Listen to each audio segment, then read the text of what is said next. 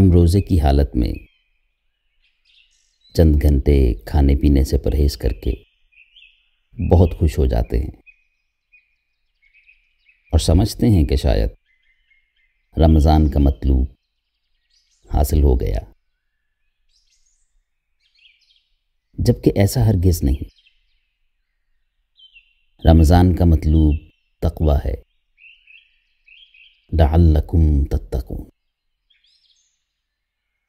اور تقوی یہ ہے کہ زندگی کے شب و روز میں جہاں جہاں اللہ ہمیں دیکھنا چاہتے ہیں وہاں سے ہمیں غیر حاضر نہ پائیں،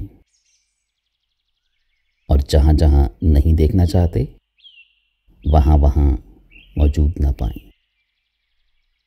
ہماری زندگی میں کتنے رمضان آئے اور ان کے نتیجے میں ہمیں کتنا تقوی حاصل ہوا، اس کا اندازہ ہر شخص خود ہی کر سکتا ہے۔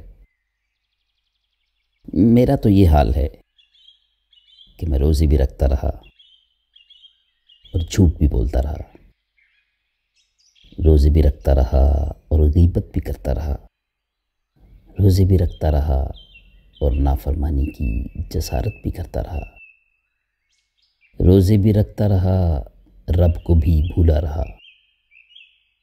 اس سب کچھ کی موجودگی میں تو یہ سوچتا ہوں کہ جس رمضان سے مجھے تقوی حاصل نہ ہو سکا، اس رمضان کے نتیجے میں مجھے جنت کیسے حاصل ہوگی؟ اور جو رمضان مجھے گناہ سے نہ بچا سکا، وہ رمضان مجھے جہنم سے کیسے بچائے گا؟